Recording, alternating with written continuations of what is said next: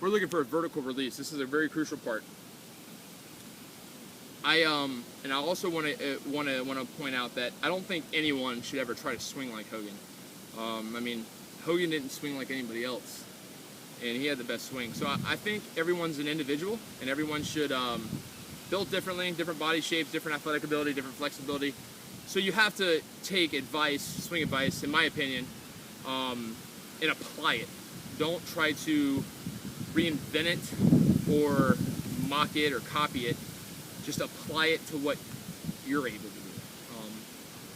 And that's kind of my motto. I like to have the ball do certain things, and I don't ever want to change that. So although it would be amazing to have a swing like Hogan, I'm not 5'6", I don't weigh 150 pounds, and we're just not built the same way. Nonetheless, one thing you can do, regardless of your athletic ability or flexibility or body size or shape, you can release the club properly, as long as you have a right hand or a left hand if you're a lefty. But this is what you want to do. If you're throwing a baseball, your wrist is going to move this way. It's going to point down. There's a pivot in your wrist. It's not a twist. Now, unless you're throwing a curveball, but I mean, I'm not here to show you how to throw a curveball, but you're going to twist if you're a pitcher. Curveball, screwball, or like a football would be like this as well. Okay, you're manipulating the spin. You want to put spin on it. In golf, if you want to hit it straight, you don't want to have any spin on it. Or if you have spin, it needs to be direct underspin, not twisting one way or the other. Underspin is what we're trying to get. And the only way to get underspin is to have a square club face on a square swing path at impact. So I'm going to show you how to do that, but it all starts with the vertical release. So throwing a baseball, you're just flipping your wrist like this. That's how you do it. If you're from the outfield, you want to throw a frozen rope, just a line drive to the third baseman. Those guys, they can only do that because they're pivoting with their wrist. I mean, they're obviously using their body weight, and they're really crow hopping and jumping in the air, but they're always doing this. They're not twisting their wrist at all. It's always a vertical deal. Now, the golf swing, you just flip that upside down. It looks like this. Again, it's a pivot.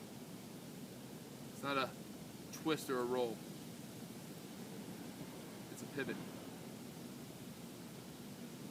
And you want to pivot and swing just like a submarine pitcher would do. And I guess you guys should go check out Chad Bradford if you haven't. But I noticed that if you look at Chad Bradford's release down the line from this angle, and Ben Hogan's impact after 52, after his accident, you'll notice they're both in this relative position. Now, obviously Hogan doesn't get this low with his hands, but you have to keep it in perspective to where more or less the arm of Hogan, or the arm of Bradford rather, is the club of Hogan. Okay, so. But nonetheless, these guys both open up really hard, okay? And their hands are dropping down, but it's not twisting this way, okay? The club is not turning down. The toe is not turning down. It's a vertical release, okay? The club is coming this way, and it's actually going to move left with a vertical release. Think of it like, I guess maybe 430 to 930. That's kind of like the way it feels when you're coming down. You're releasing up to 9. You're starting at 430. And you're releasing up to 930. Okay, and I'll hit one here. That way you can see what I'm talking about. And I just want to show you something else. I wear tape on my wrist, not because I twist my wrist, but because it's to support it. Because this is how my left wrist is moving after impact. I'm not rolling it down this way. Okay, I'm not feeling tension up here in my forearms. I'm doing it this way to where I feel tension right here in my forearm. I don't know if you can see that. Versus a